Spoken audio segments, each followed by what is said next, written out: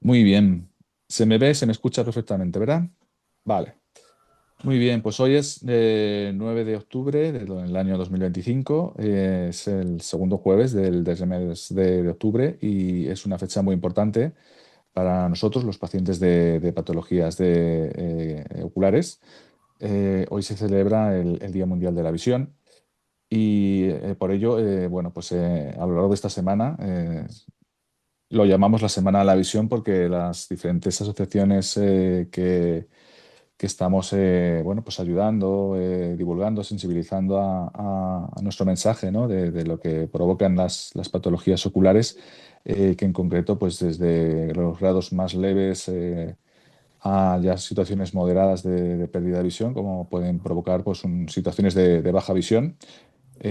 Hasta lo que es la pérdida total de la visión, que conllevaría a la ceguera, ¿no?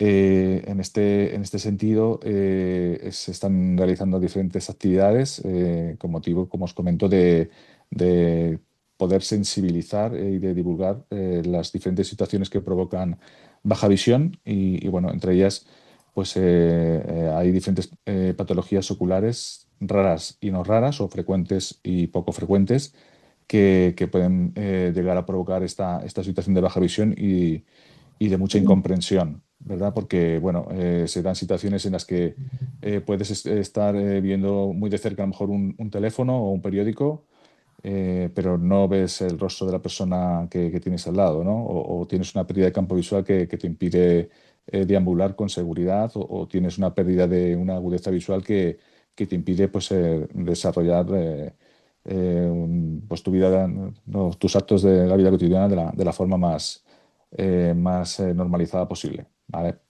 Entonces, bueno, me presento, soy Raúl Gilaber López, el presidente de la Asociación Retina Madrid y de su fundación, Fundación Retina España, y también de Onero, del Observatorio Nacional de Enfermedades Raras Oculares.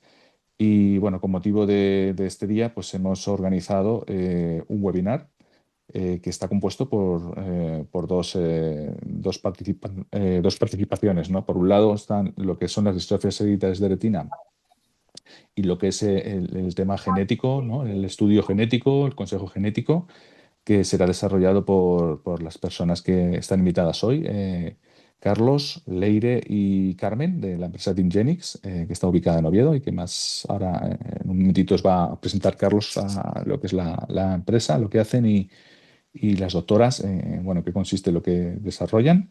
Y la segunda parte de este webinar va a estar presentada por la doctora Agurchane Rivas, que se va a encargar de explicarnos un poco en qué consiste el observatorio y el registro de pacientes de enfermedades raras.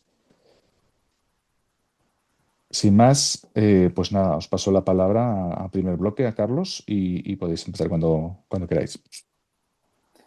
Vale, pues muchas gracias. Voy a compartir. ¿Me confirmáis, por favor?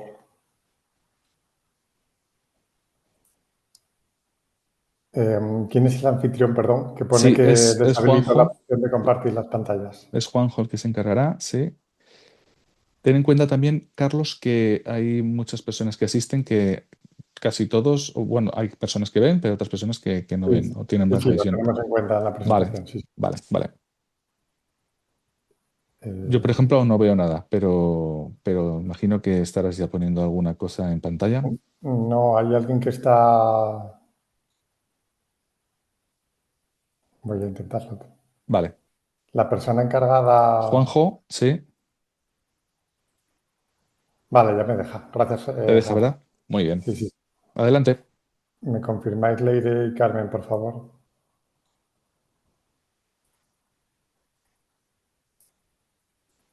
¿Lo veis, Leire y Carmen? Estamos viendo tu pantalla en negro.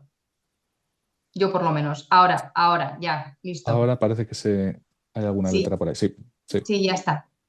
Vale, venga. Pues lo primero, agradecer a la Asociación Retina Madrid la invitación a participar en este webinar. Como acaba de decir mi compañero, pues nosotros vamos a explicar el primer bloque de este webinar en el que vamos a centrarnos en la parte de cómo, cuándo y por qué realizar un estudio genético, que es lo que nos pidieron y evidentemente en lo que nosotros somos especialistas y para ello En 4 o 5 diapositivas os voy a contaros muy brevemente quiénes somos nosotros, lo que hacemos, y ya luego doy paso a mis compañeras. Entonces, Tringenis es una empresa que, como ha dicho él, estamos en Oviedo, tenemos 14 años de experiencia en el análisis de datos provenientes de secuenciación masiva, que luego mi compañera Leire os explicará qué tipo de técnica es, para estudiar el ADN y el ARN. Contamos con una amplia cartera de estudios genéticos, en concreto 379, y están repartidos en 9 especialidades médicas. En el caso de la oftalmología, tenemos 43 estudios repartidos en 8 grupos de patologías diferentes. Hoy vamos a hablar de las distrofias hereditarias de retina, nos vamos a centrar en ello, pero hay patologías diferentes como el glaucoma y otras muchas, ¿vale? En total, pues tenemos o hemos realizado más de 250 análisis en este tipo de patologías. La calidad del trabajo que realizamos en Tringenis, básicamente podemos decir que se sustenta en 3 pilares. El primero de ellos son nuestras certificaciones por AENOR, que es la Asociación Española de Normalización y Certificación, y son nuestras certificaciones, como digo, las normas ISO 9001, ISO 13485 e ISO 27001, que es la de seguridad de la información. Quedaros con esto porque es importante. El segundo pilar es que el software Genome One, que está desarrollado por nosotros y es el que utilizamos para realizar todos nuestros análisis y, por supuesto, el análisis de datos para los estudios genéticos, cumple con el Reglamento General de Protección de Datos y, como decía antes, está certificado por AENOR por la norma ISO 27001. Por tanto, cumplimos el estándar más alto de seguridad de la información, tanto de datos personales como de datos genéticos que manejamos, el estándar más alto que existe. Y el tercer pilar de la calidad de nuestros servicios sería nuestra participación anual en diferentes programas externos de calidad internacionales. Este tipo de programas, para quien no lo sepa, básicamente consiste en que estas entidades mandan a los laboratorios de todo el mundo que participamos, nos mandan unas muestras de ADN y nosotros las procesamos como si fuesen pacientes, exactamente igual, y emitimos un informe de las mutaciones que hemos encontrado en esas muestras que nos mandan. Y cada año obtenemos excelentes resultados. El buen trabajo que venimos realizando, pues nos ha permitido contar con la confianza de muchos hospitales, centros de investigación y universidades en España y también en algunos países de Latinoamérica. En particular me gustaría destacar en España, pues obviamente el UCA, que es el hospital de aquí de Asturias, y también otros hospitales muy importantes, por ejemplo en Madrid, el Hospital Ramón y Cajal, el Clínico San Carlos, el Hospital 12 de Octubre, el Puerta de Hierro, etcétera. También la Clínica Universidad de Navarra, por ejemplo, el Marqués de Valdecilla de Santander, etcétera. Y luego ya, si hablamos de clínicas de oftalmología propiamente dicha, por ejemplo, sabréis que aquí en Asturias, en Oviedo concretamente, está el Instituto Oftalmológico Fernández Vega, pues nosotros trabajamos con ello y realizamos los estudios genéticos de sus pacientes, también de las clínicas Hortalbís y, por ejemplo, también de la clínica Fernández Casas, que está en Torrelavega. En Tringenis no solo llevamos a cabo una acción asistencial, sino que también desarrollamos nuestras propias líneas de investigación. En concreto, hasta la fecha, hemos desarrollado 11 proyectos de investigación, de los cuales 3 eran europeos y llevamos invertidos 1,2 millones de euros en I+D+I. Por último, comentaros que nosotros también fomentamos la colaboración con diferentes asociaciones, en particular aquí en Asturias con la asociación Es-Retina, también de patologías oftalmológicas y además de realizar acciones formativas como este webinar, normalmente las ventajas que tienen los pacientes o los asociados de estas asociaciones son que el hecho de que nosotros tengamos este acuerdo firmado con ellos les permite o les da la posibilidad de realizar consultas de asesoramiento genético con nosotros sin compromiso y sin coste asociado. Si estas mismas consultas las quisieran realizar como un paciente particular de manera privada, sí que tendría un coste. Y la segunda ventaja es que en el caso de que quieran hacerse un estudio genético con nosotros o en el caso de que esta consulta de asesoramiento que acabo de mencionar dé como resultado la posibilidad de hacerse un estudio genético y lo quieren hacer como nosotros, el precio sería más bajo del que sería si vinieran de manera privada. Y me gustaría destacar un caso de éxito que tuvimos o que hemos tenido con una de estas asociaciones, en particular con la Asociación Quistes de Tarlov, con los cuales venimos desarrollando desde octubre de 2023 el primer estudio genético realizado aquí en España para la identificación de variantes genéticas asociadas a esta patología.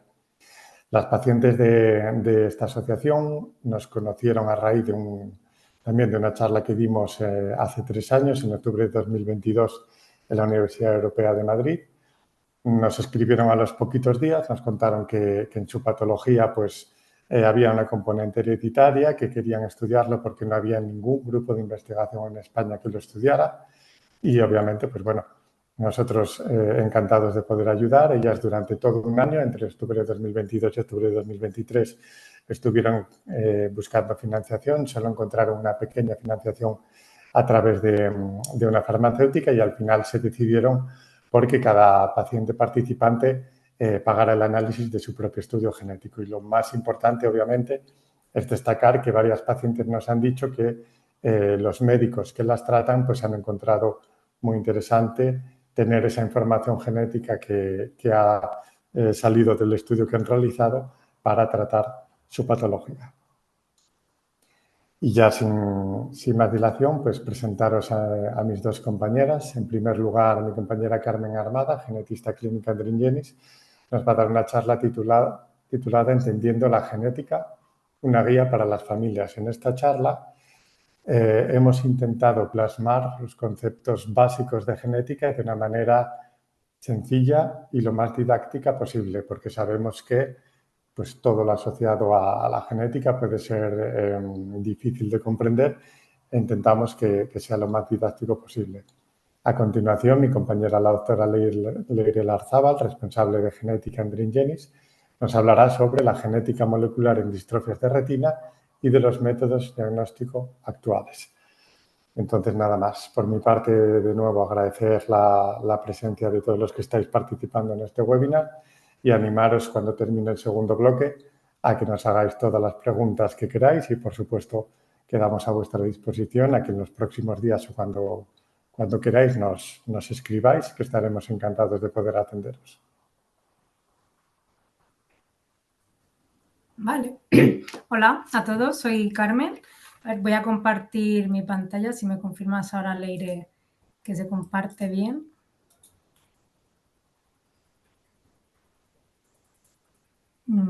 ¿Se ve? Sí, ya está. Sí, ya está. Vale. Vale, ¿ahora se ve la pantalla completa? Sí. Vale. Pues bueno, saludaros a todos. Muchas gracias por asistir a este webinar. Como ha dicho Carlos, yo soy Carmen Armada. Voy a dar la primera charla de este primer bloque en el que vamos a explicar de la manera más sencilla posible qué es la genética, seguido de los conceptos básicos que necesitamos para entender la sesión de una manera sencilla. Además, vamos a hablar también de los principales tipos de alteraciones que podemos encontrar en el ADN y de cómo se heredan los genes y los diferentes tipos de herencia. Si en algún momento necesitáis que repita algo, que lo explique más despacio, no tengáis ningún problema en interrumpirme para decírmelo.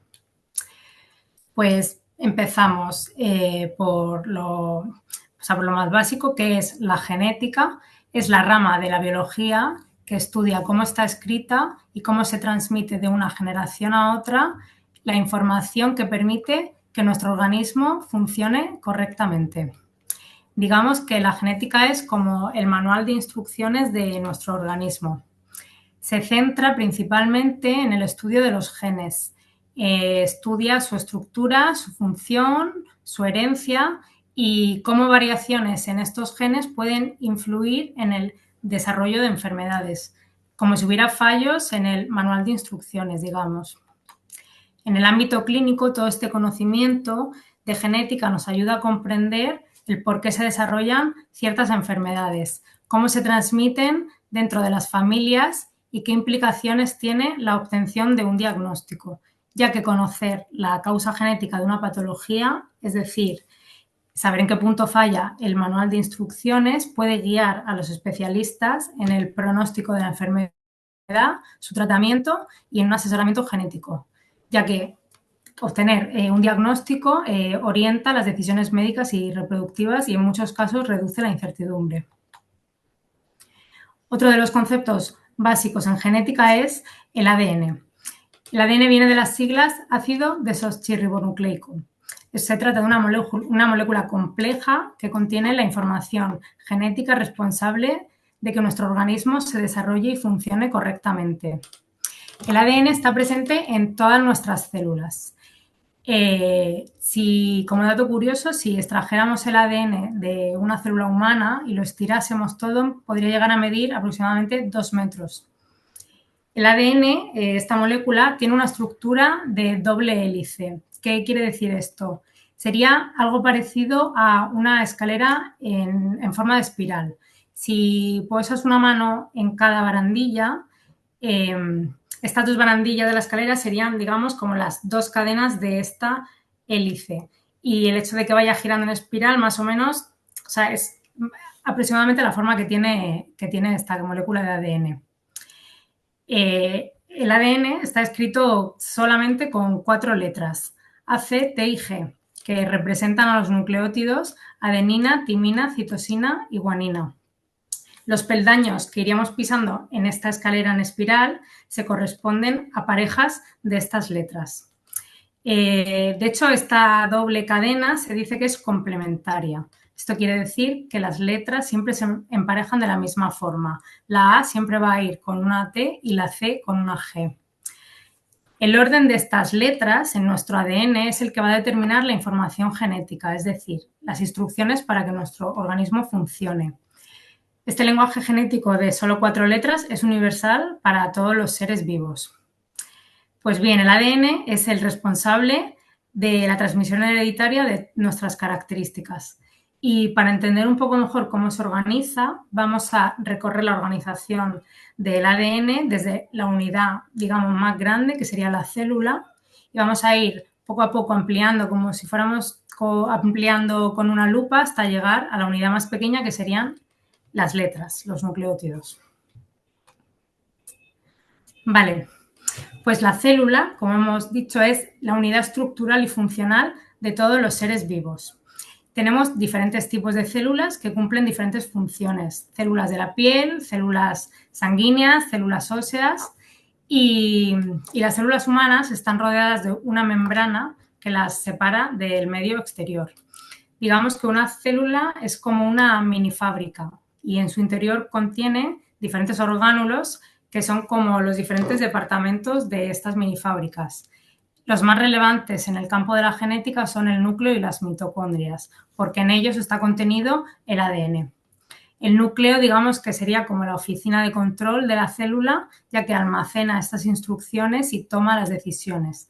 Y la mitocondria sería como la central eléctrica, que produce la energía necesaria para que la fábrica funcione. Y así es como las células llevan a cabo prácticamente todas las funciones vitales: crecer, obtener energía, reparar daños, reproducirse. Vamos a hablar ahora del núcleo, que hemos comentado es uno de los orgánulos que se encuentra en el interior de la célula y contiene la mayor parte del ADN, aunque una pequeña parte está contenido en la mitocondria, como hemos comentado. El núcleo tiene a su vez otra membrana que separa el interior contenido dentro del núcleo con el resto de la célula. El ADN que está contenido en el núcleo no está suelto, sino que, si recordamos que tiene como una forma de cadena, este se enrolla alrededor de unas proteínas que se llaman histonas. El conjunto de ADN enrollado sobre la histona es lo que denominamos nucleosomas. Pues bien, estos nucleosomas se van compactando y agrupando, dando lugar a unas estructuras que quizá nos suenen, que se denominan cromosomas. En los cromosomas el ADN queda protegido y listo para su almacenamiento. Como hemos comentado también antes, el núcleo actúa como la oficina de control de la célula. Almacena y procesa casi toda la información genética. Se encarga de controlar la expresión génica, es decir, cuándo, cuánto, cómo y dónde se leen los genes, ya que no todos los genes están activos al mismo tiempo ni en todos los tipos celulares. Esta regulación es la que permite que cada célula cumpla sus funciones específicas. Así coordina las actividades de forma precisa y según las necesidades de cada organismo. Como también hemos comentado antes, los cromosomas son estas estructuras compactas y organizadas de ADN y proteínas que contienen y protegen la información genética. Si volvemos al ejemplo del manual de instrucciones, los cromosomas serían como los diferentes tomos o volúmenes de este manual. Entonces, hablamos de cariotipo, nos referimos al conjunto de todos los cromosomas que tiene un individuo. Y esta es la manera clásica que se tiene de visualizar el material genético de un individuo y ver cómo se distribuye la información genética. Pues bien, este cariotipo es el conjunto de todos los cromosomas. En caso de los humanos, hay 46 cromosomas. Todos los seres, tenemos 46 cromosomas y para visualizarlo podemos imaginar en una estantería 46 tomos del manual. Y estos se organizan de 2 en 2, es decir, habría 23 pares de tomos. Cada par tiene un tamaño y un contenido diferente y de cada par heredamos una copia de nuestro padre y otra de nuestra madre. Entonces, de estos 23 pares de cromosomas que tenemos, del 1 al 22 se denominan cromosomas autosómicos y el par número 23 es el que determina el sexo biológico. XX para el sexo femenino, XY para el sexo masculino. Vamos a pasar a explicar lo que es un gen, que es un segmento de la secuencia de ADN que contiene la información necesaria para fabricar una proteína. Es la unidad básica de la herencia y los heredamos de nuestros padres y madres. Volviendo una vez más al ejemplo del manual de instrucciones, digamos que cada gen sería como una receta dentro de ese manual que explica cómo fabricar una proteína concreta. Puede haber recetas más cortas y sencillas y otras más largas y complejas. Y estos genes son los responsables de nuestras características físicas y del funcionamiento del organismo. A día de hoy se conoce que los seres humanos tenemos alrededor de 22.000 genes, de los cuales 6.500 al menos han sido asociados a patologías. Es decir, genes cuyos errores en su receta, digamos, pueden desencadenar al desarrollo de una enfermedad. La secuencia de un gen contiene partes que se corresponden a exones y partes que se corresponden a intrones. Y entre ellos se van intercalando. O sea, por cada exón tenemos un intrón, luego un exón, intrón, exón y así sucesivamente. Los exones contienen la información necesaria para fabricar estas proteínas. Se conoce como región codificante, mientras que los intrones se consideran no codificantes ya que no contienen la información que se necesita estrictamente para fabricar la proteína y se eliminan durante el procesamiento del gen. Podemos imaginar que al fabricar la proteína, nuestro organismo sigue una receta. Los exones serían como los pasos esenciales a seguir para fabricar correctamente la proteína. Los intrones, digamos que serían como notas o correcciones o comentarios que quedan en el borrador, que son útiles y necesarios durante la preparación, pero antes de obtener la receta definitiva, pues se descartarían. Al conjunto de todos los exones que tenemos en nuestro ADN se le denomina exoma. Entonces vamos a explicar las diferencias entre genoma y exoma. El genoma sería el 100% de nuestro ADN. El manual de instrucciones completo. Y de todo este manual, hasta un 98%, o sea, la mayor parte, se corresponde con regiones no codificantes. Es decir, que no sirven o que no se utilizan para fabricar directamente la proteína. De este 98%, hay muchas regiones cuya función se desconoce, aunque sí que hay otras que cumplen funciones importantes, sobre todo en regulación. O sea, ayudan a la fabricación de estas proteínas. Y solamente el 2% restante, o sea, del 100% del ADN que tenemos, solo el 2% es el exoma, o sea, la suma de los exones. Aquí es donde realmente están contenidas las instrucciones para producir todas las proteínas. Y aunque esta fracción es muy pequeña, aquí es donde se concentra la mayor parte de cambios genéticos conocidos que dan lugar a la fabricación incorrecta de proteínas y, por tanto, a enfermedades. Es en este pequeño 2% donde se encuentran los 22.000 genes conocidos en seres humanos. Antes he comentado que de estos 22.000, aproximadamente 6.500 han sido asociados a patología. Destacar que de la mayoría de genes, o sea, hay miles de genes cuya función todavía no se conoce, pero que a medida que la investigación vaya avanzando, cada vez se van a correlacionar un mayor número de genes con un mayor número de patologías. Por último, llegamos a las letras del ADN, los nucleótidos. Como ya hemos mencionado antes, solo hay 4, A, C, T y G. Y es la unidad más básica del ADN y es importante destacar que todas las personas tenemos alteraciones en la secuencia de letras de nuestro ADN. Lo que pasa es que hay algunas de esas alteraciones que tienen efecto en nuestro organismo y otras no.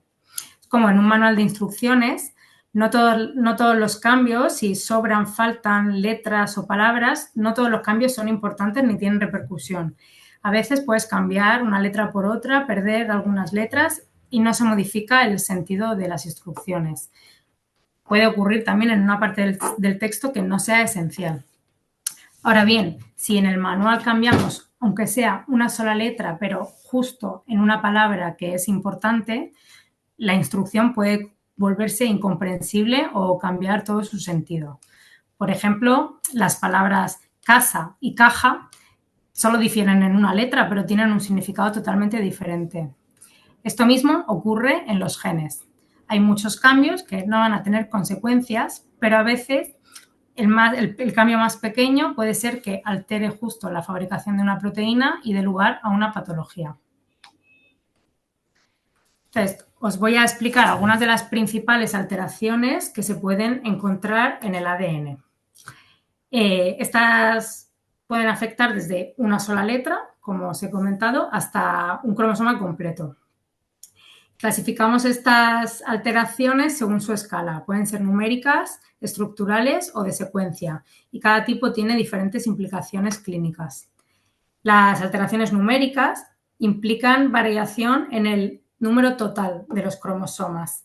Si antes habíamos comparado los cromosomas con 2 tomos del manual, pues imaginar que si deberíamos tener 23 pares de cada tomo, de repente de un tomo tenemos 3 copias en lugar de 2, lo que se denominaría una trisomía, o que falta uno de los tomos y tendríamos solo uno de un par.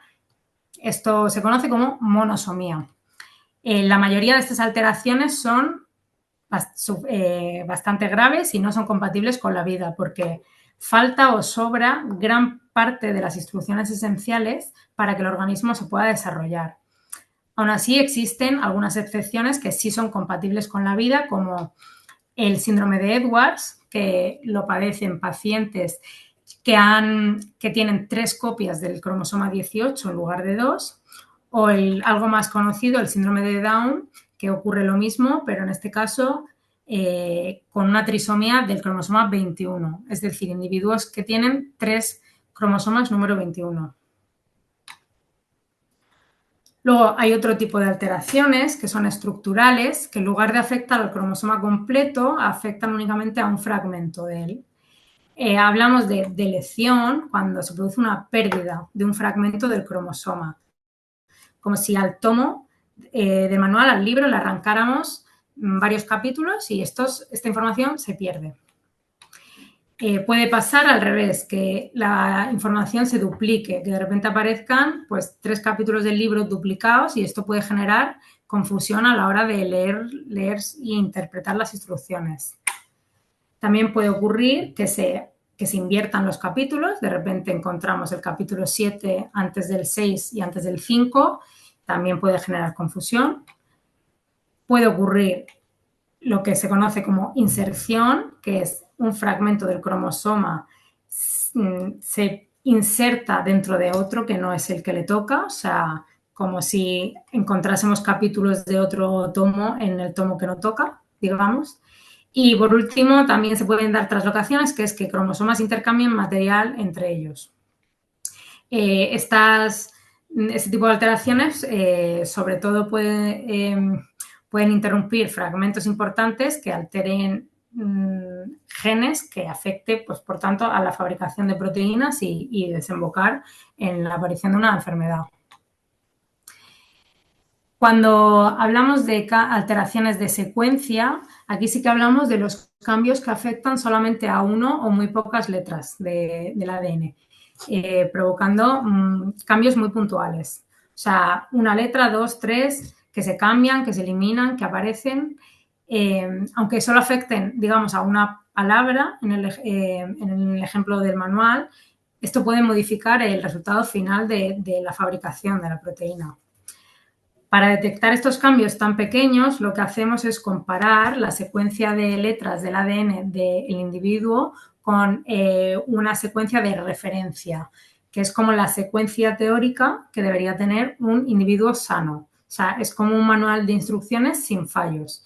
Entonces, vamos buscando diferencias letra por letra. Se puede dar lugar a lo que conocemos como sustitución, que una letra se reemplaza por otra. Por ejemplo, en la secuencia de referencia vemos que debería haber una A, pero en nuestro individuo al que estamos haciendo el estudio encontramos una C. Era como el ejemplo de antes de casa y caja. O sea, solo hay un cambio de una letra, pero puede cambiar bastante el significado de la palabra. Luego están las indels, que son inserciones y deleciones. En este caso, se insertan una o pocas letras o se deleccionan. Estos cambios, todos ellos pueden ser silenciosos, al no tener efecto sobre la proteína. Por ejemplo, si yo digo me voy a mi casa o me voy a casa, son frases diferentes, difieren en una palabra, pero se puede interpretar de la misma manera.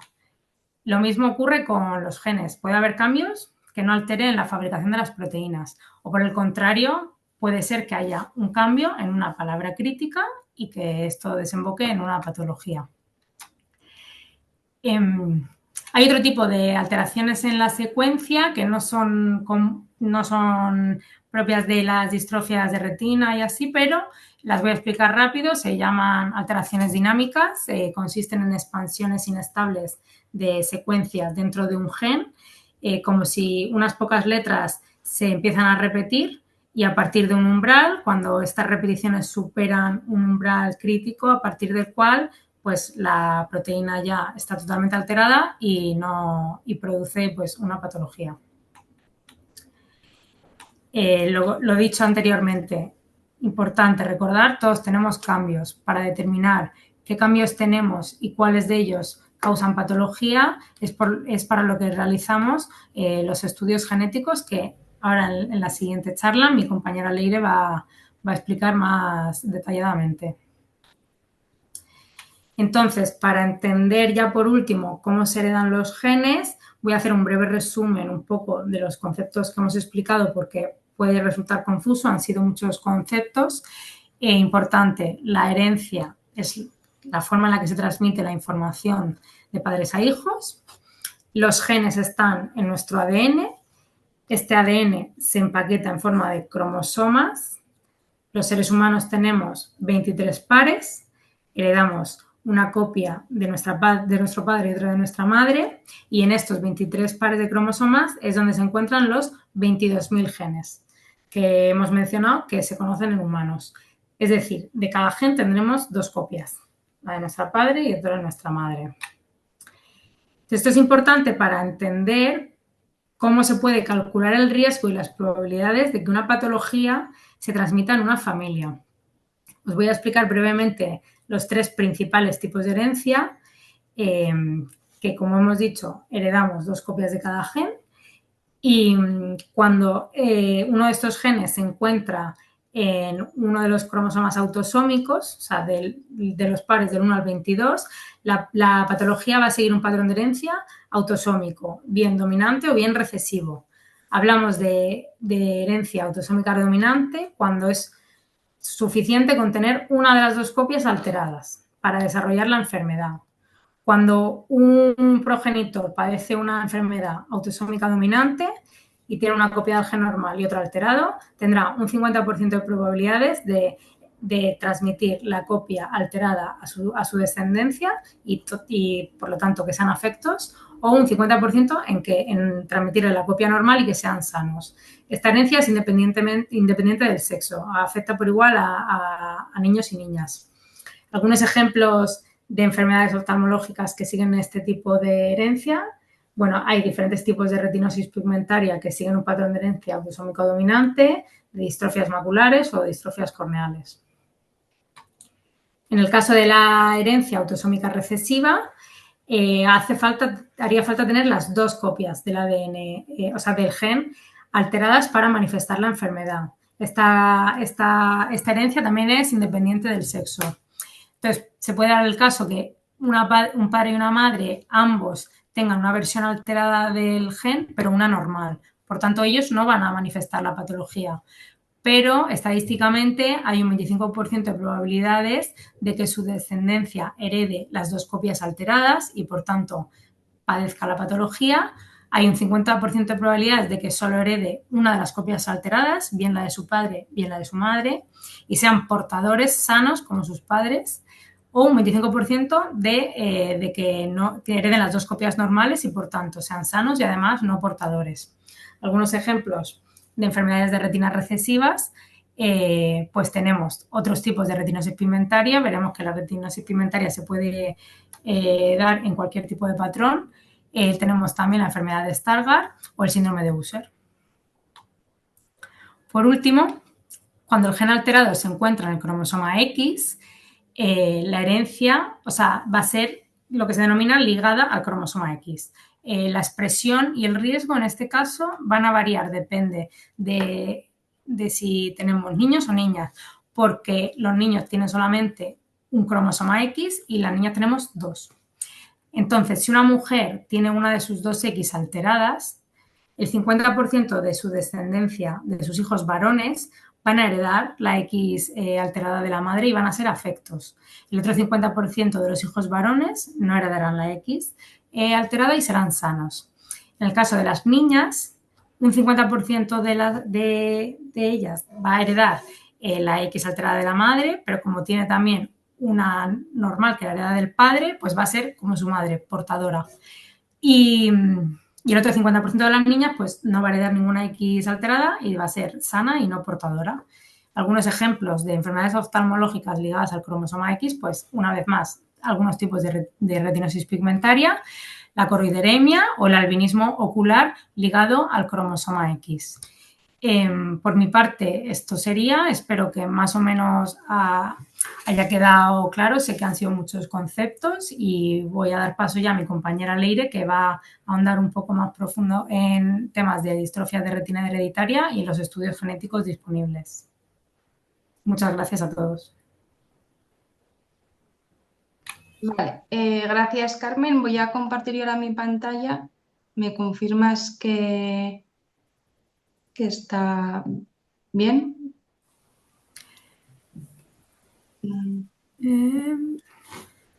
A ver, un Ahora momentito. mismo sigue en negro. Sí, de momento no. Esperar a ver si ahora. ¿Ya? Sí. Ahora sí, perfecto. Vale, bueno, aquí el puntero por si acaso. Bueno, pues gracias a la asociación por invitarnos a dar este webinar y como ya me ha presentado Carlos, soy Lire Larzábal, responsable de genética, y una vez que mi compañera Carmen nos ha explicado qué es el ADN, qué son los genes, cómo estos se heredan, vamos a intentar explicar cómo la información que está en esos genes nos van a ayudar en muchos casos a realizar un diagnóstico genético de las distrofías hereditarias de retina. Durante la charla de ahora haremos una pequeña introducción a las distrofias hereditarias de retina y explicaremos qué son los estudios genéticos y qué tipos de estudios genéticos hay. Explicaremos en más detalle el exoma completo, porque es una de las principales técnicas que empleamos para el diagnóstico de estas patologías, y explicaremos también nuestro servicio de diagnóstico genético. Por último, indicaremos por qué es importante realizar un estudio genético.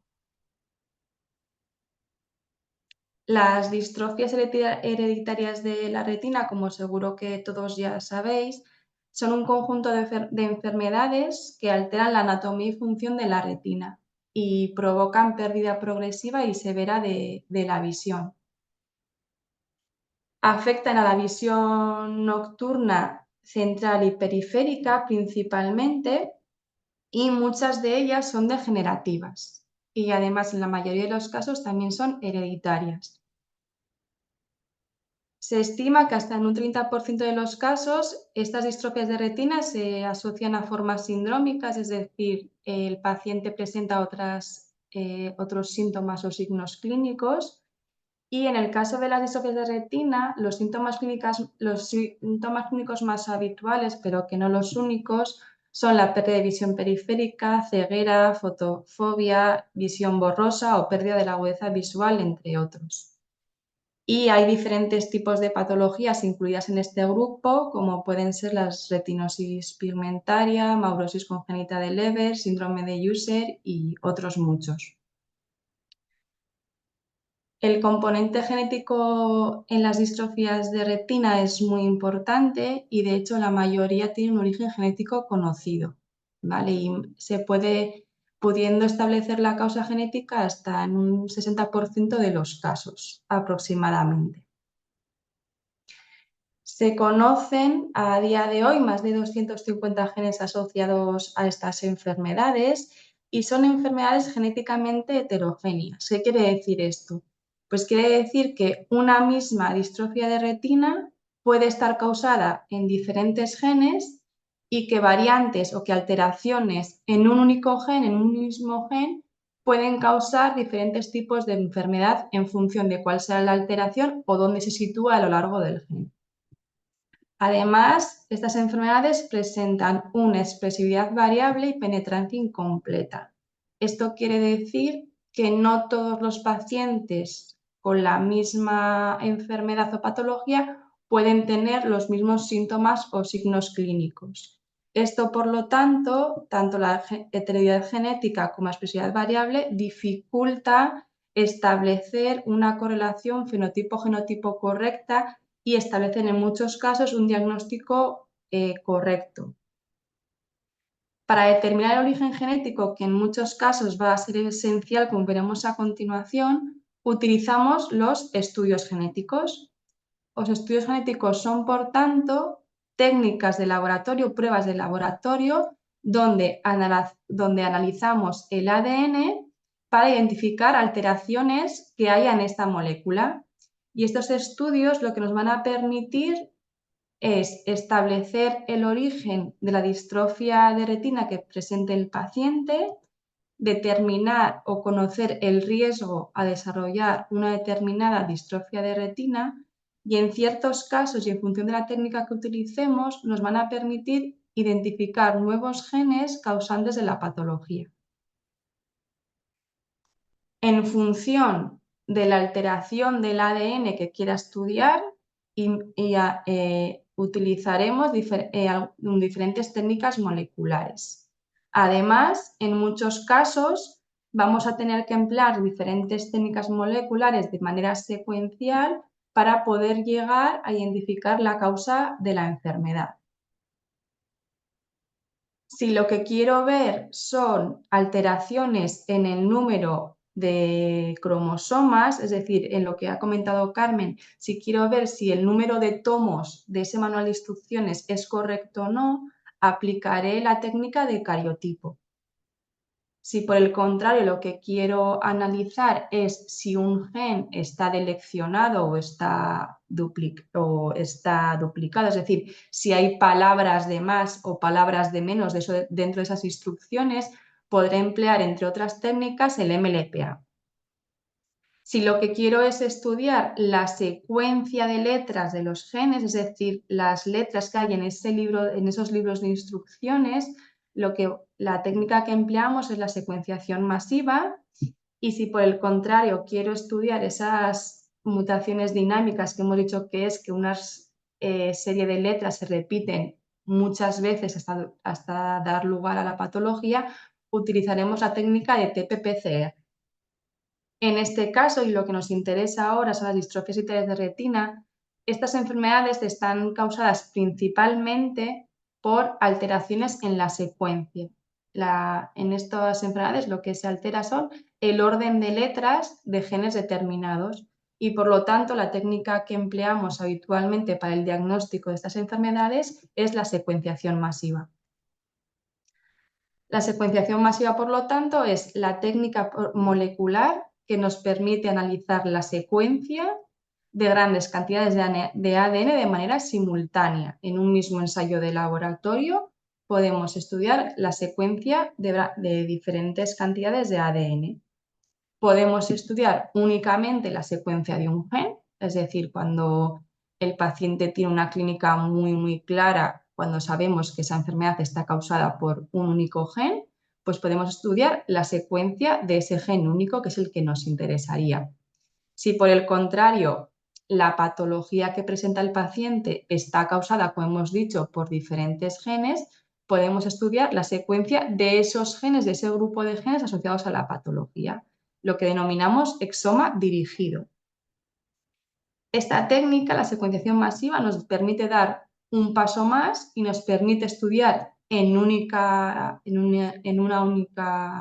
único estudio, diríamos, nos permite analizar los 6.500 genes asociados a enfermedad que se conocen a día de hoy, lo que denominamos exoma clínico, y nos permite incluso estudiar todos los genes que hay en nuestro ADN, en nuestro genoma, que son unos 22.000, lo que denominamos exoma completo.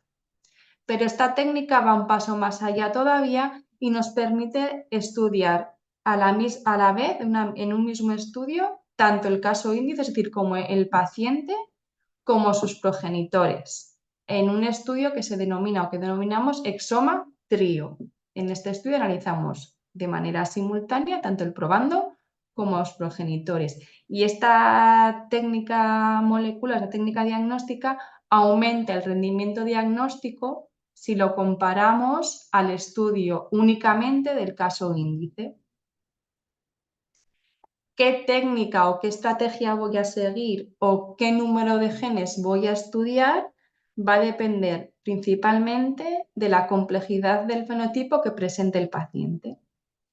Si el paciente tiene una clínica muy clara de una enfermedad muy conocida, voy a estudiar el gen o el grupo de genes causales de la patología que presenta el paciente.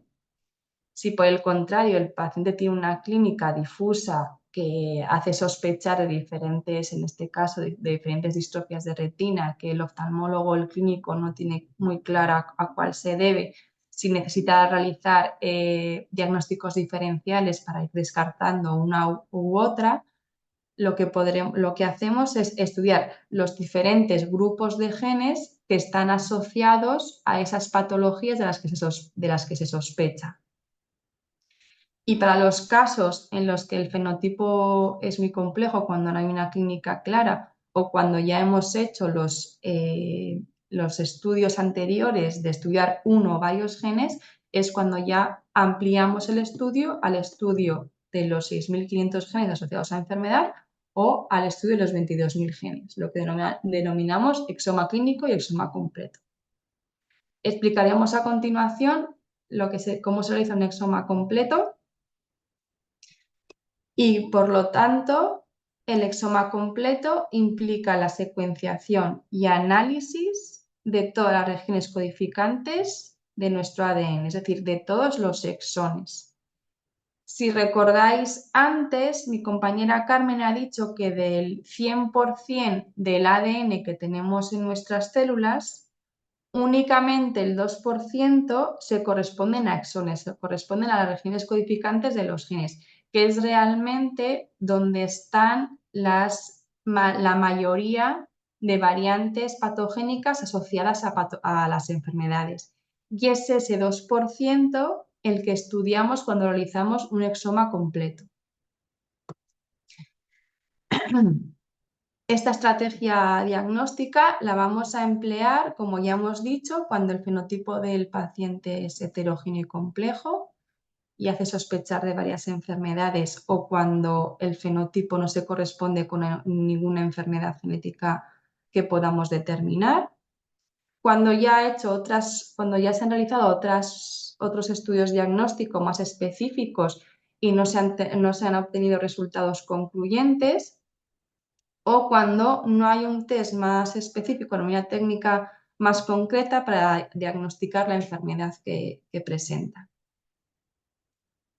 Esta técnica también tiene una serie de ventajas, tanto para el paciente como para nosotros, y es que posibilita hacer estudios secuenciales. Como hemos dicho antes, podemos empezar estudiando en el paciente el gen o el grupo de genes asociados a la patología que presenta o que se sospecha.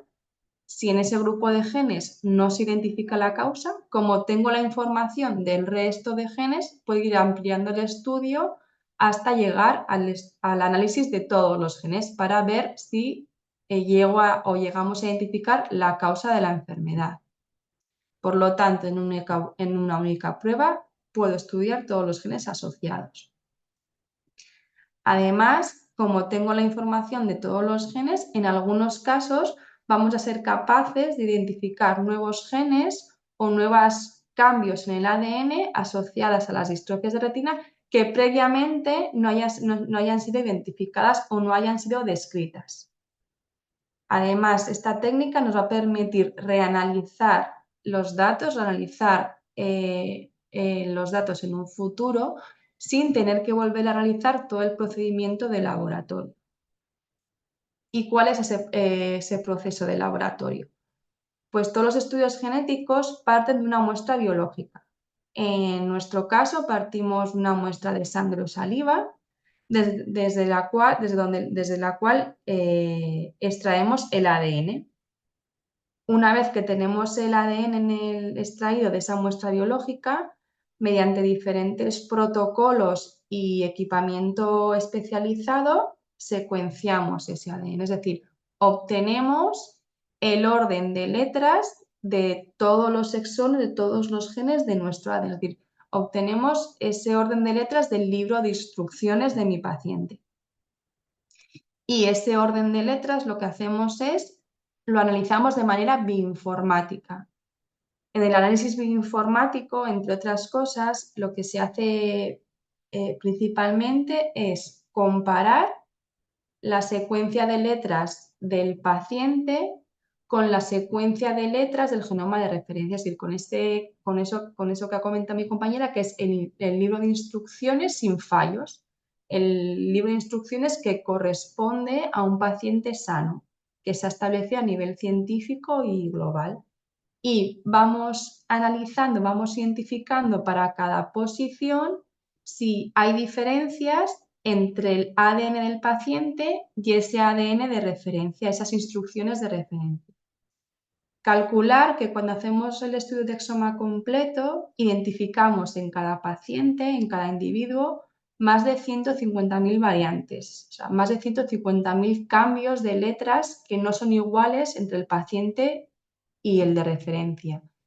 Y la dificultad, obviamente, todos esos cambios no son patogénicas, no van a dar lugar a enfermedad y la mayoría son motivos de nuestra variabilidad interindividual que nos hace diferentes a cada uno de nosotros. Y la dificultad radica en saber cuál de esas variantes, cuál de esos cambios es lo que va a dar lugar a la enfermedad. Vale, para ello lo que hacemos en el laboratorio es interpretar cada variante. Utilizamos diferentes criterios y evidencias que nos ayudan a clasificar esas variantes. ¿Qué criterios empleamos? ¿Qué preguntas nos hacemos? Pues nos preguntamos si esa variante, si ese cambio en el ADN del paciente afecta a la estructura y función de la proteína, si el cambio que hemos visto está situado en un gen que se asocia a las distrofias de retina o se asocia a otra patología que no tiene nada que ver. Si ese cambio del ADN ha sido previamente descrito en la comunidad científica, se ha sido descrito en otros pacientes, se ha sido descritas en población sana, y en función de estas evidencias y estos criterios clasificamos los cambios que vemos, clasificamos las variantes en 5 categorías.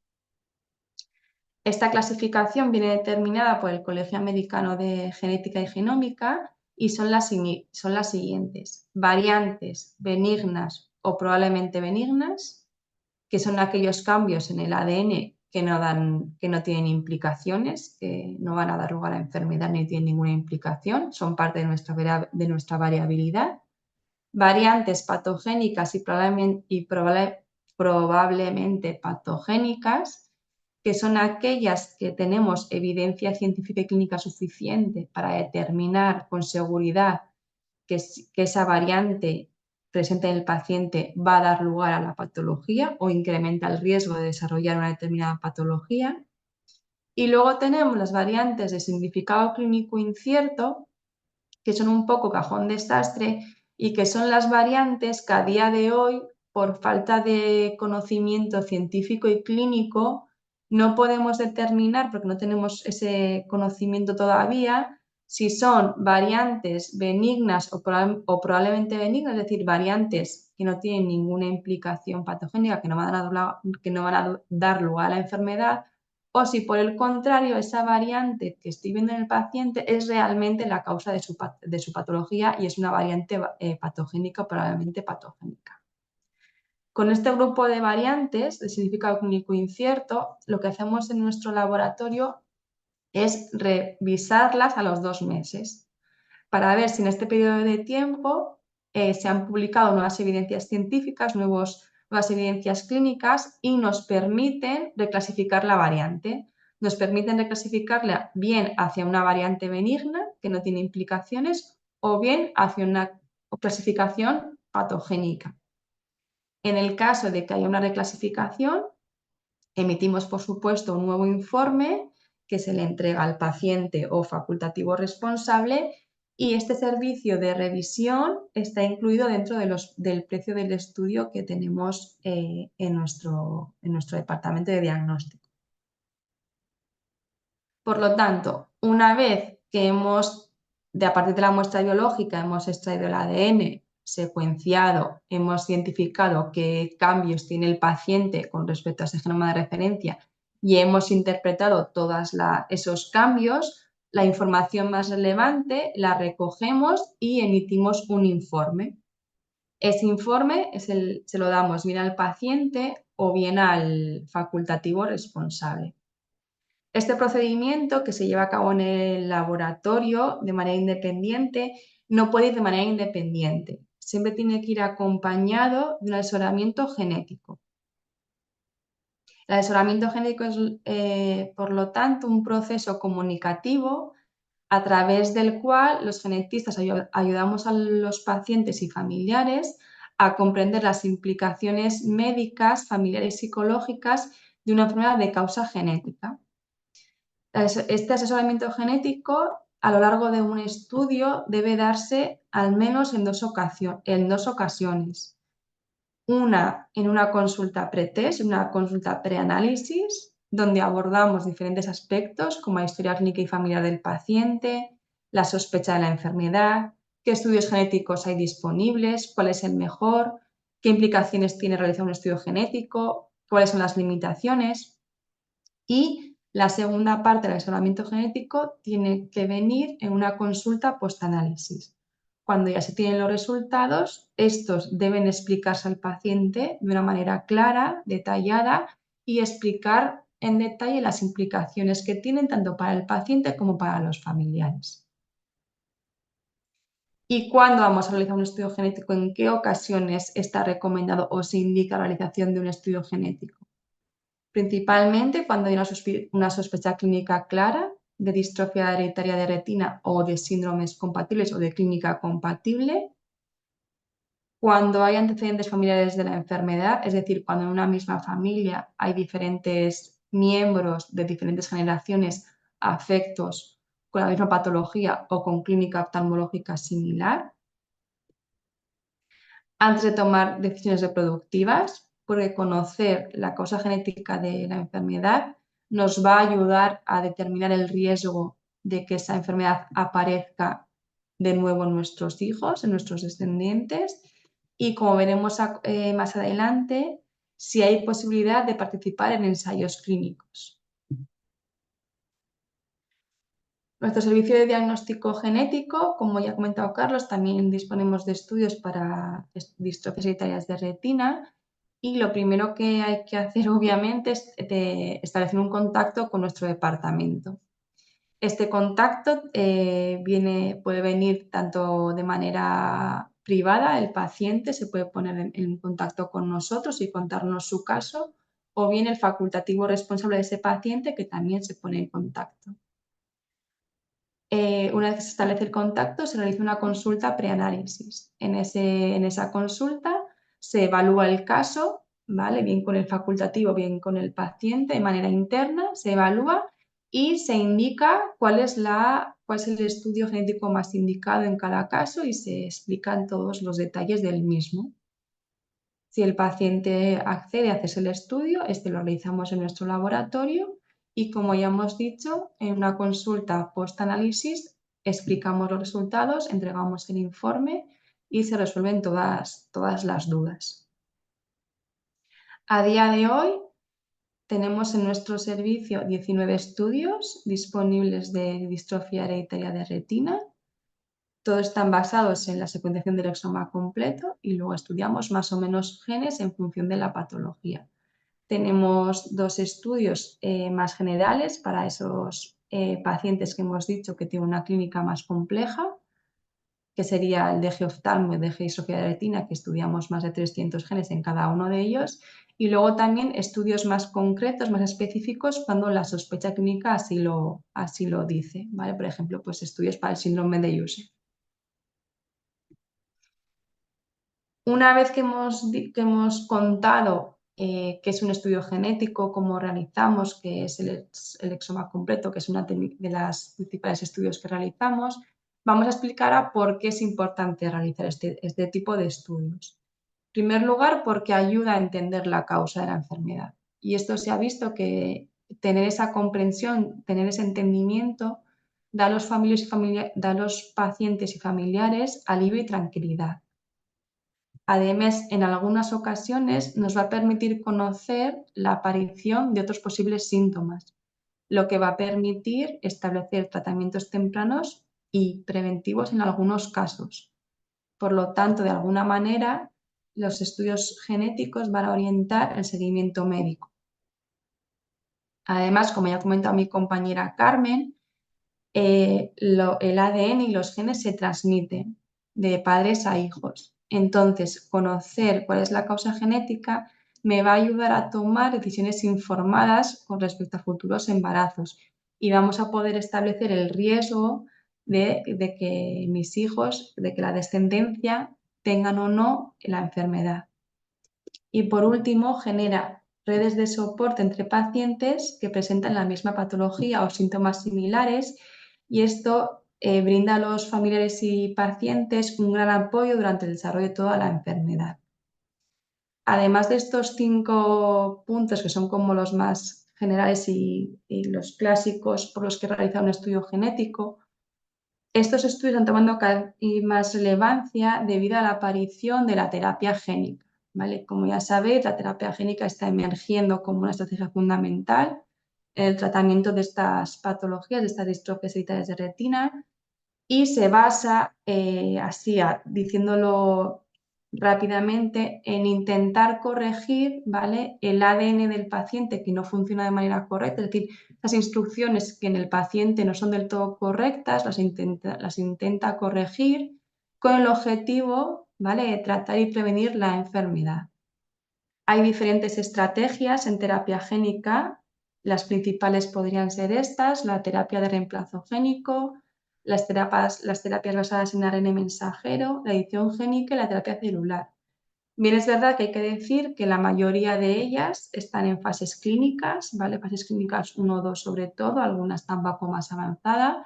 Y tenemos también terapias que ya han llegado a clínica, que ya han llegado a los pacientes.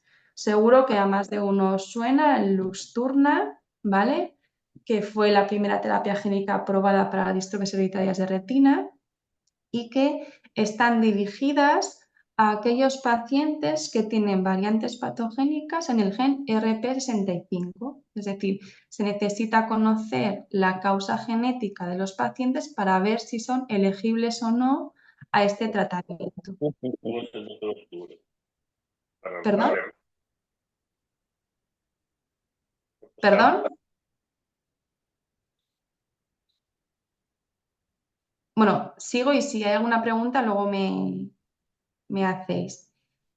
Y este es uno de los ejemplos que ha llegado a clínica, pero hay otros muchos ensayos clínicos activos para otras enfermedades, para otros genes y con estas estrategias y con otras muchas. Como conclusión de las charlas que hemos dado esta tarde, quiero que os quedéis con 4 ideas clave, y es que las distrofias de retina son un grupo muy heterogéneo desde un punto de vista genético y fenotípico, es decir, hemos visto que hay más de 200 genes implicados, que una misma patología puede estar causada por diferentes genes, que un gen puede dar lugar a diferentes enfermedades y que además ese fenotipo clínico puede ser diferente de un paciente a otro.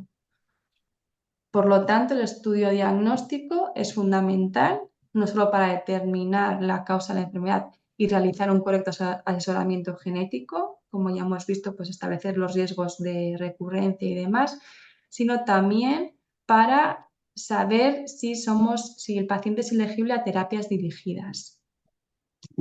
Estas terapias dirigidas están avanzando rápidamente, son una nueva estrategia en tratamiento y esto nos hace decir, ¿vale?, que estamos en la era de la medicina de precisión, que lo que busca al final es una medicina personalizada para cada paciente en base en muchas ocasiones a la genética que tenga ese paciente, a las variantes genéticas que tenga ese paciente. Por lo tanto, los estudios genéticos, si ya son importantes, lo van a ser más en un futuro cercano.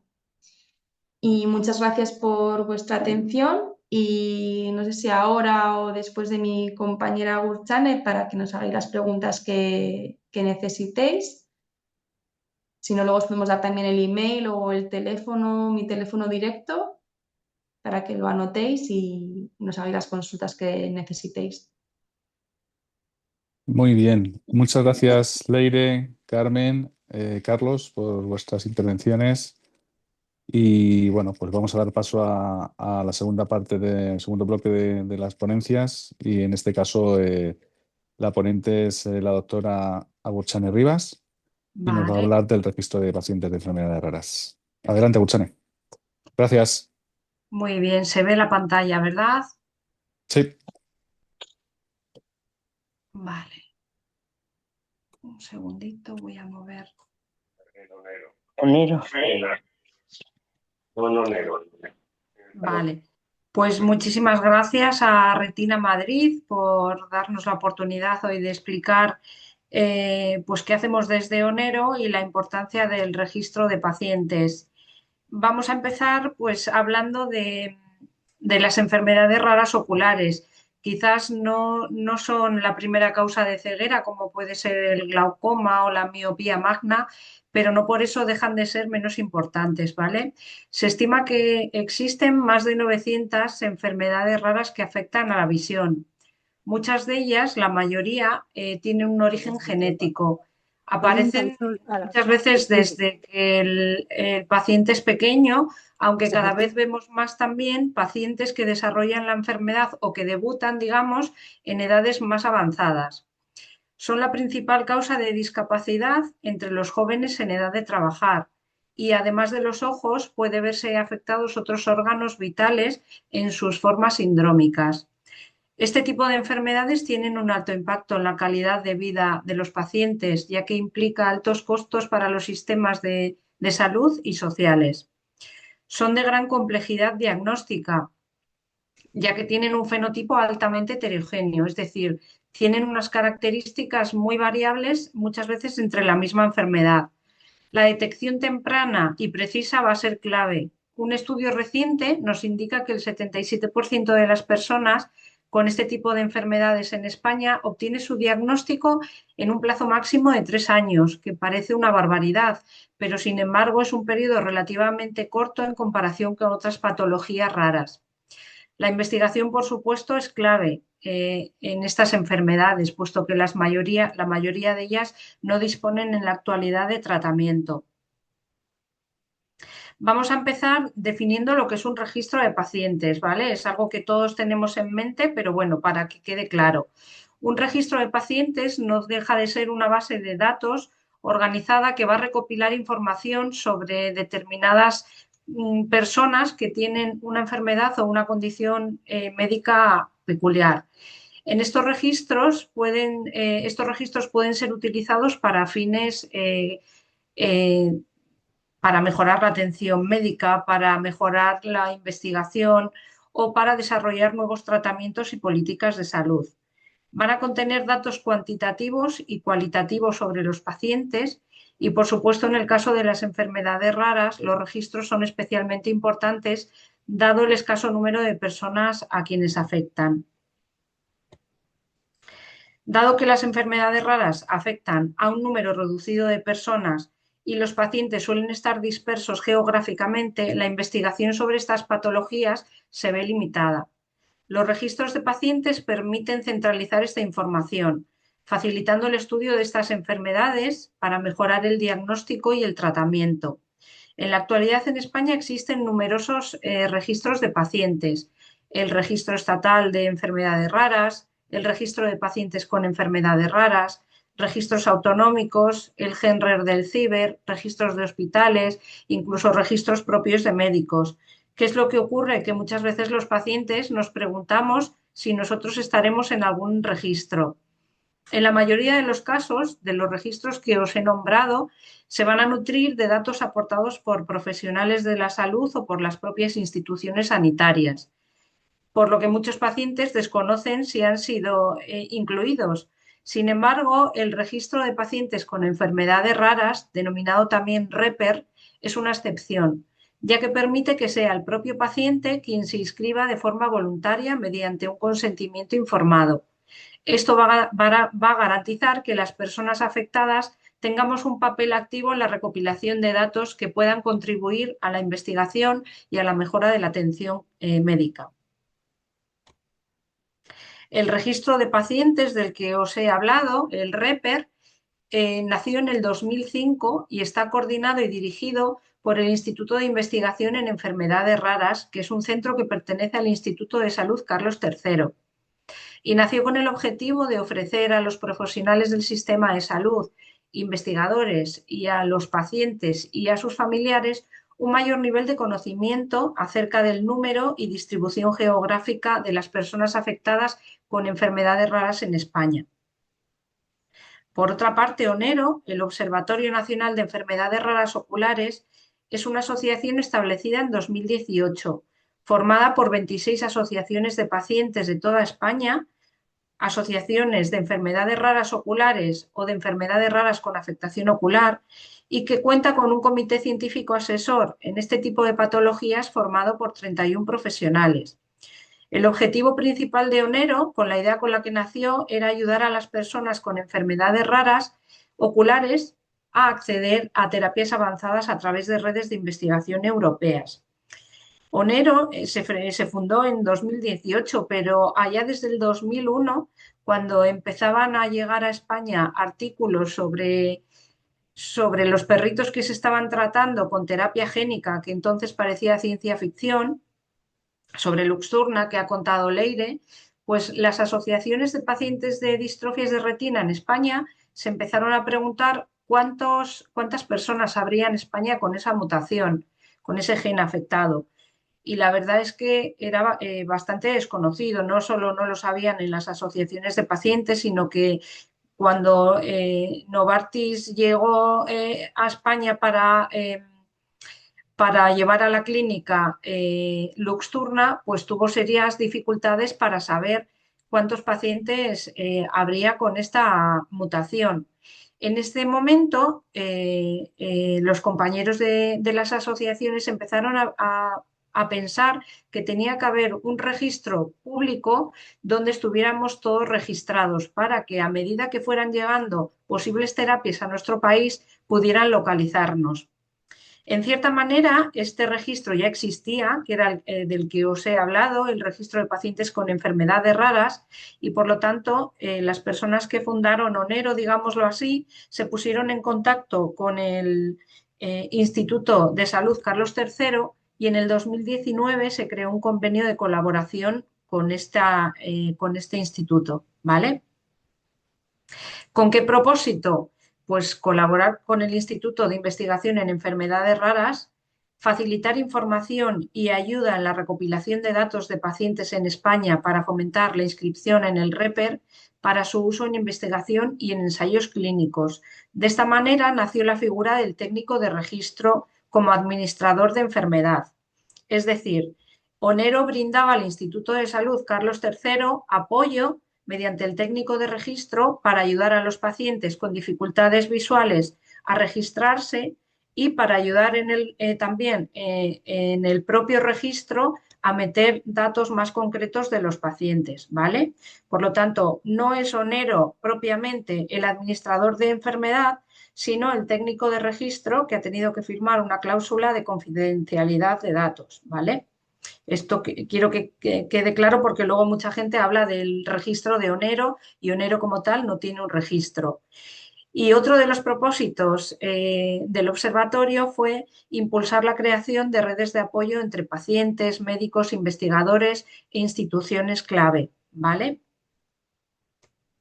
¿Y qué es lo que nos va a permitir tener este registro?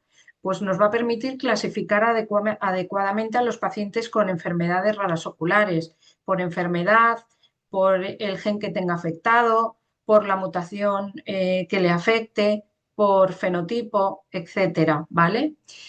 También nos va a permitir impulsar la investigación, ya que facilita el acceso de los investigadores a datos claves para el desarrollo de estudios y nuevas terapias, acceso a ensayos clínicos, mejora la atención sanitaria, poder participar o intentar participar en redes europeas de referencia, planificación sanitaria y social, una mejora en esta planificación y, por supuesto, un empoderamiento del paciente, ya que los pacientes con estas patologías se convierten en actores activos del cambio en la investigación y en la atención médica. Por supuesto, en el REPER también pueden participar los profesionales de dos maneras. Uno es mediante el desarrollo de nuevos registros, aquellos profesionales con experiencia en alguna enfermedad rara, con registros de pacientes ya existentes o con interés en desarrollar un nuevo registro, también pueden colaborar con este registro, ¿vale? Por supuesto, la incorporación de nuevos registros de pacientes a una red de investigación va a conllevar ventajas como la reducción de costes, promoción, difusión y, sobre todo, una menor fragmentación del número de casos, ¿vale? ¿Qué más pueden hacer los profesionales en el REPER? Ser administradores de enfermedad también, de dos maneras. La primera, si el registro de dicha enfermedad se está fomentando desde Onero, en virtud de la colaboración que tenemos establecida con el Instituto de Salud Carlos III, se determinaría quién puede ser administrador de enfermedad, ¿vale? Y por otra parte, cualquier investigador puede presentar un proyecto de investigación que esté aprobado por un comité de ética y que cuente con financiación para ser administrador de enfermedad, es decir, para estudiar diferentes casos, depende de la patología que englobe su investigación. ¿Y qué va a necesitar el paciente para registrarse? Pues la verdad que son documentos muy básicos. Un informe médico, en nuestro caso un informe oftalmológico donde ponga la patología. En muchas ocasiones, cuando no la saben todavía, ponen que es una distrofia, o sea, que puede ser una distrofia hereditaria de retina. En este caso se puede inscribir como una distrofia hereditaria y una vez que está la genética hecha, poner ya exactamente si es una retinosis, un Stargardt, etcétera. El informe genético, si no se tiene en un primer momento, no pasa nada, se va a poder ir siempre añadiendo nuevos informes al registro, entonces se puede añadir posteriormente, una vez que esté la inscripción hecha. El consentimiento informado es imprescindible también, ¿vale? Hasta que el consentimiento, hasta que la firma del paciente o del tutor no llega, no se da por validado ese registro. Podemos añadir también pruebas complementarias como una OCT o una campimetría que nos da mucha información. Y por último, una vez que el registro ya está hecho, me suelo poner en contacto con vosotros para rellenar la ficha de paciente. Esta ficha lo que va a hacer es completar un poco más el registro de cada paciente, ¿vale? Preguntamos desde la edad de los primeros síntomas hasta el momento del diagnóstico para saber un poco el tiempo de media que han tardado en tener un diagnóstico, ¿vale? Los antecedentes familiares, si tiene o no estudio genético, también factores sociales como si tiene grado de discapacidad o incapacidad laboral. Preguntamos, por supuesto, si quieren ser informados de proyectos de investigación. También nos gusta saber cuáles han sido sus síntomas a lo largo de la enfermedad, es decir, qué síntomas han ido padeciendo y en qué momento aparecieron, si han tenido otras enfermedades oculares o cirugías o otras enfermedades sistémicas. ¿Y cómo se hace el registro? Pues es muy sencillo también. A la manera convencional, fotocopiando los informes y mandándolos por correo. Luego os voy a enseñar cómo es la página web donde podemos sacar directamente el consentimiento informado y la página, los datos personales son básicamente lo que hay que mandar, ¿vale? Pero se puede sacar también desde el ordenador. Vía web es muy sencillo, metiendo los datos y subiendo los informes a una plataforma, poniéndose en contacto con vuestra asociación de pacientes o bien os van a ayudar desde la propia asociación, os van a remitir a mí, ¿vale? Que yo estaré encantada de ayudaros, de explicaros en qué consiste, de explicaros otra vez qué documentos son necesarios para el registro, etcétera. Si decidís hacerlo por vuestra propia cuenta desde la web, pues aquí tenéis, bueno, muchos no lo veréis.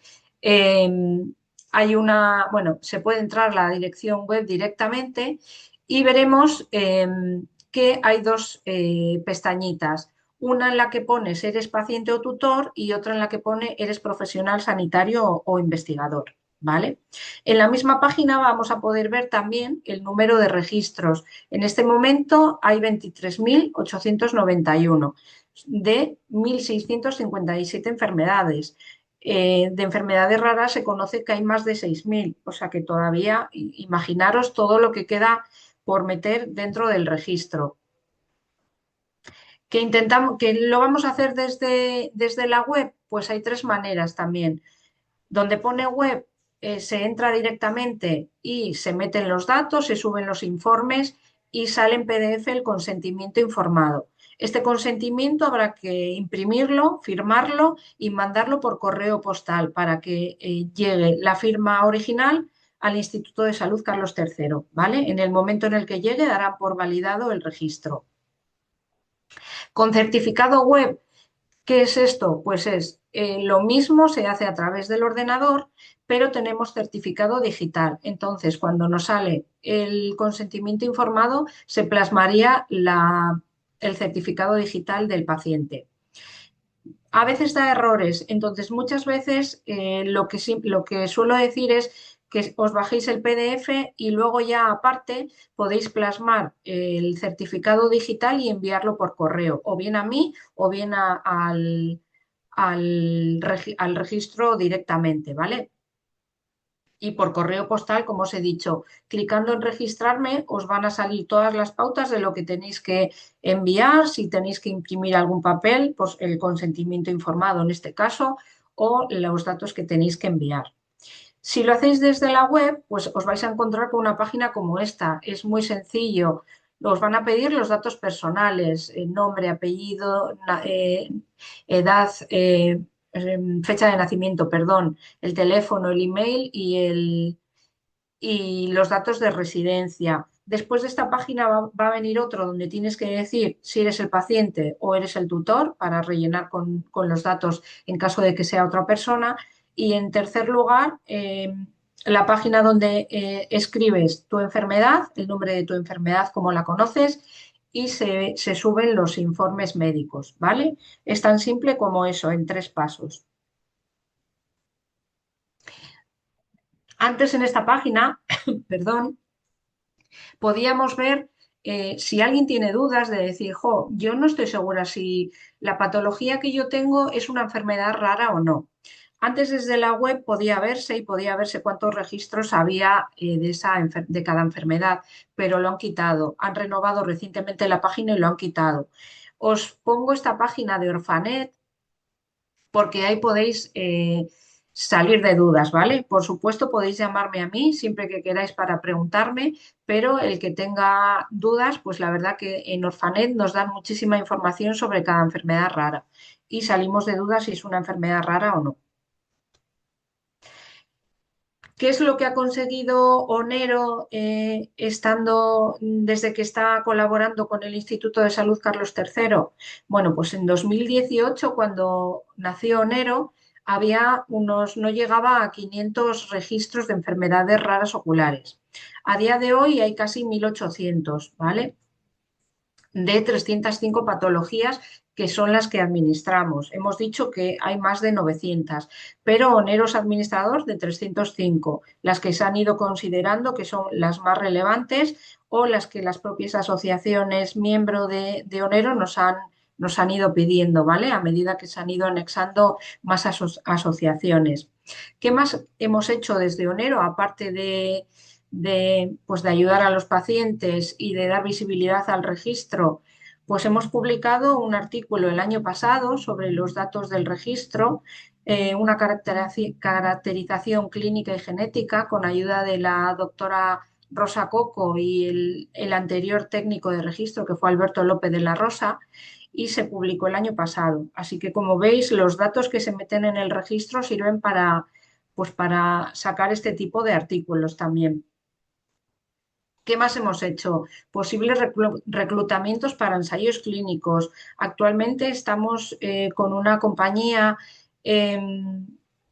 pues, que están llevando a cabo ensayos clínicos en fase 2 y en fase 3 ya, y un poco gracias a la colaboración de Onero hemos conseguido que el ensayo se vaya a hacer en España también. Uno de ellos se va a llevar a cabo en Barcelona también, ¿vale? Entonces esto pues significa mucho, sobre todo para aquellos pacientes que van a poder entrar, que van a poder formar parte de ese ensayo clínico, ¿vale? Hemos creado un comité científico asesor el año pasado también, formado por 31 profesionales, entre ellos oftalmólogos, investigadores, genetistas, optometristas, un ingeniero informático. ¿Para qué? Pues para poder trasladar un poco todas las dudas que nos surgen o que surgen a las asociaciones de pacientes o que propiamente los pacientes nos preguntan, cosas un poco más enrevesadas, dudas sobre profesionales, dónde acudir, etcétera, pues contamos con su ayuda también para acompañarnos en numerosos webinars cuando los realizamos, así que la verdad que estamos muy contentos y creemos que es pues importante contar con este número de profesionales. Y por supuesto también se ha creado un servicio de información y orientación donde además de asesoramiento para el registro, pues muchas veces nos preguntan sobre ensayos clínicos, sobre genética porque no entienden muy bien el estudio genético, sobre asociaciones de pacientes, bueno, etcétera, etcétera. Damos visibilidad y difusión a las enfermedades raras oculares también. Desde el 2022, que es cuando yo empecé como técnica de registro, pues hemos ido a congresos, actividades de las asociaciones, hemos dado jornadas en los servicios de oftalmología de hospitales, hemos hecho cursos para la Agencia Española del Medicamento. Bueno, la verdad que de allí de donde nos han llamado siempre hemos estado disponibles para hablarles de Onero y del registro.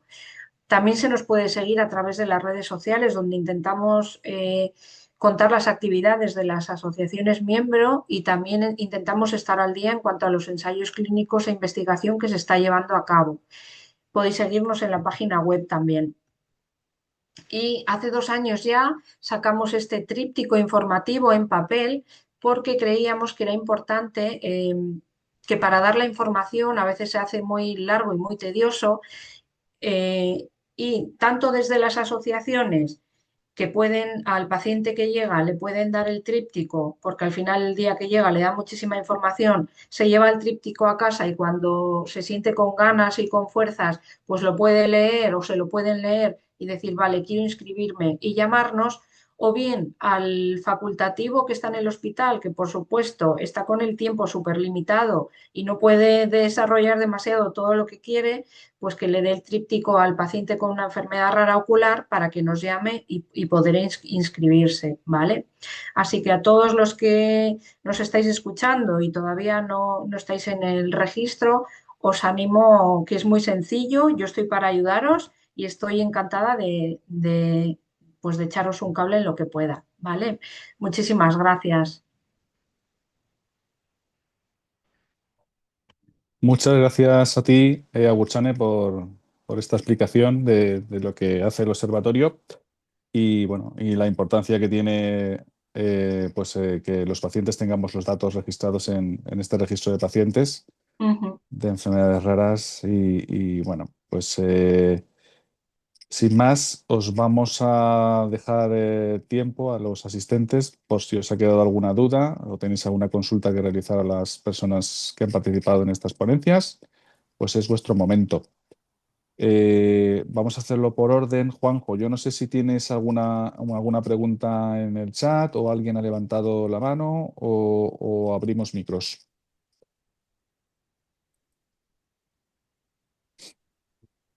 De momento no hay ninguna pregunta, pero quien quiera preguntar puede abrirse directamente el micro y participar.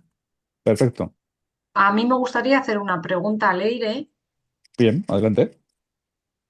Hola, Leire. Hola, buenas Bueno, tardes. tengo una pregunta. Has explicado todo el rato sobre el estudio del exoma, sin embargo, también hay mutaciones dentro de los intrones. Cuando se hace el exoma completo, por ejemplo, no se estudian los intrones, ese estudio va aparte. Por definición, el exoma no incluye variantes intrónicas. Sí que es verdad que sí que se estudian siempre los, diríamos, los que están a los lados de los exones, las regiones intrónicas sí que se estudian, que normalmente suelen ser las más relevantes, aunque se está viendo, es verdad que en patología ocular y en otras muchas hay variantes intrónicas que denominamos profundas, ¿vale? Esas no se estudian por definición, pero sí que hay cada vez más técnicas que sí que están incluyendo esos, en los genes donde se han visto regiones intrónicas que están causando patologías, sí que se están incluyendo ya dentro de ese exoma, ¿vale? Lo que denominamos minigenomas de algunos genes concretos. Y si no, ante un caso concreto que se sospeche de tal gen, que se conozca que hay una región intrónica importante, se estudia de manera independiente. Sí. Sí, Vale. habría que ver, depende del caso, se emplea una estrategia u otra. Vale, gracias.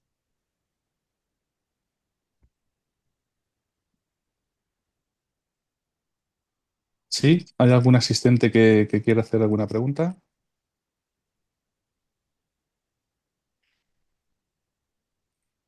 Venga, pues yo voy a hacer otra. Venga. Voy a aprovechar. Vale. He escuchado que cuando tenéis cuando os da una variante de significado clínico incierto, a los 12 meses lo volvéis a mirar, lo cual me parece que está súper bien. Pero, por ejemplo, cuando hay pacientes que tienen, que les da negativo o les da una mutación en un gen recesivo simplemente y se queda ahí, ¿cada cuánto tiempo crees que es conveniente repetir el estudio para ver si han encontrado algo nuevo? Porque ahora está avanzando todo tan rápido que no sé muy bien. Depende un poco la estrategia que sigas. Si te han hecho un estudio de un gen único, habría que volver a hacer todo el estudio completo y pues yo qué sé, yo creo que se establece como que a los 2 años o así, yo creo. Y lo que si te han hecho el exoma, que es lo que hacemos nosotros, esa revisión ante un caso negativo se suele hacer o al año o a los 2 años o cuando hay clínica nueva.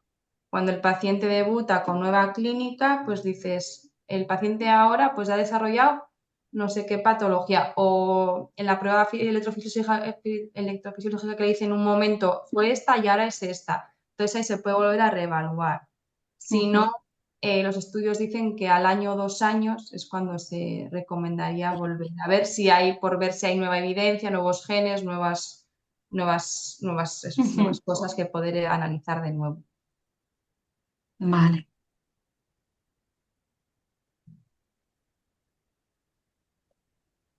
Muy bien. ¿Hay alguna persona que quiera preguntarnos algo? Buenas tardes, Hola, buenas tardes. soy José Manuel desde Toledo Sí. y bueno, estoy un poco desbordado por tanta información. Soy afectado de retinosis pigmentaria y bueno, en primer lugar agradecer a los ponentes la participación que han tenido y tan densa, pero a la vez tan clara para muchos de nosotros que hemos refrescado o hemos conocido conceptos. Bueno, y por no enrollarme más, voy directamente a la pregunta. Una vez que se detecta el gen causante de una retinosis, ¿cuál es el siguiente paso? ¿Hay solución para todos? ¿Para algunos sí, para otros no? ¿Hay que esperar de evoluciones de las tecnologías, de las ciencias, de las investigaciones? ¿O cuál es la situación una vez identificado el gen causante? Muchas gracias. Hola, muchas gracias.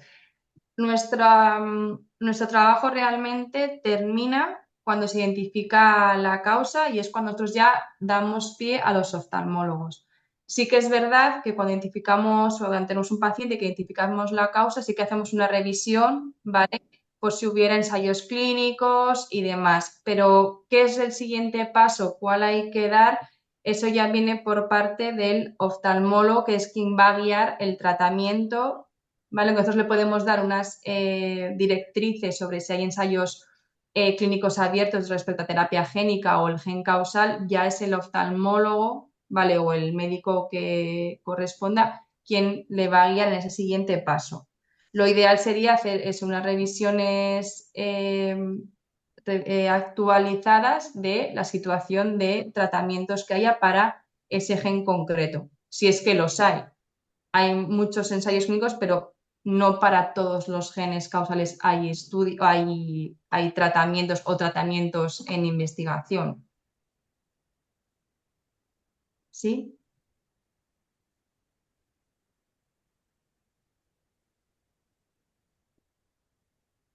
No sé si te he contestado. ¿Sí?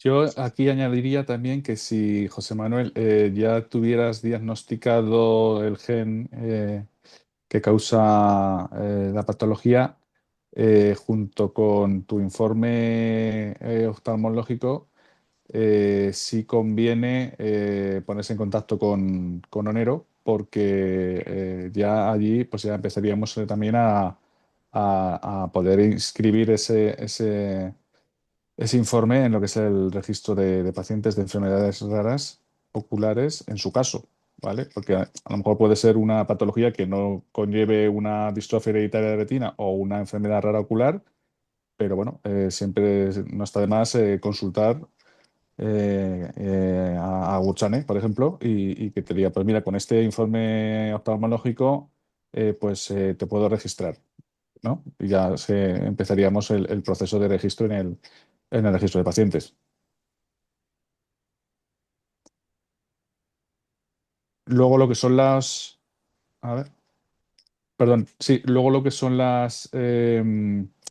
pues el consentimiento informado cuando se hace el registro a Gursane, bueno, se hace firmar un consentimiento informado y ahí se explica todo, ¿vale? Si queréis, como ha explicado hace un momento, si queréis tener información cuando haya un ensayo clínico, que yo creo que también es por ahí por donde surgía tu duda, ¿no? Una vez que tienes ya diagnosticado, ¿cuáles son los siguientes pasos, ¿no? Pues eso, en el registro de pacientes también puede ser una herramienta muy útil para los pacientes, ¿no? Para que os puedan llamar en el caso de que haya algún estudio de investigación en marcha, algún ensayo para pacientes. Eso es. Muchas gracias por su respuesta. A ti. Hortensia ha levantado la mano. Si te Sí. puedes, por favor, activar el micro, puedes hablar cuando quieras. Sí, muchísimas gracias en primer lugar. Agradezco toda la información, muy clara y muy objetiva. Ahora, mi pregunta es la siguiente.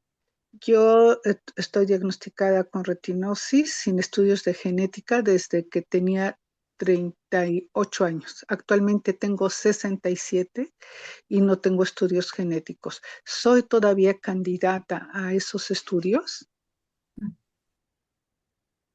Candidata, o sea, conocer la causa genética de tu enfermedad nunca está de más, nunca, siempre vas a ser candidata, nunca vas a saber si te vas a poder beneficiar de un tratamiento o simplemente el conocer la causa de tu enfermedad o conocer el riesgo en tus familiares de si la pueden desarrollar o no. Entonces, candidata eres siempre que necesites realizar este estudio. Muy bien, muchísimas gracias. Entonces, llevaré a cabo mi registro para poder accesar a todo esto, sobre todo los estudios de genética que sí me interesan. Muchísimas gracias. A ti, gracias. A ti, Hortensia.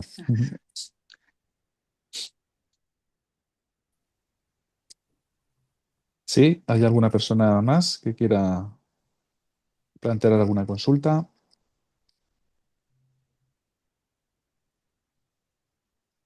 ¿No?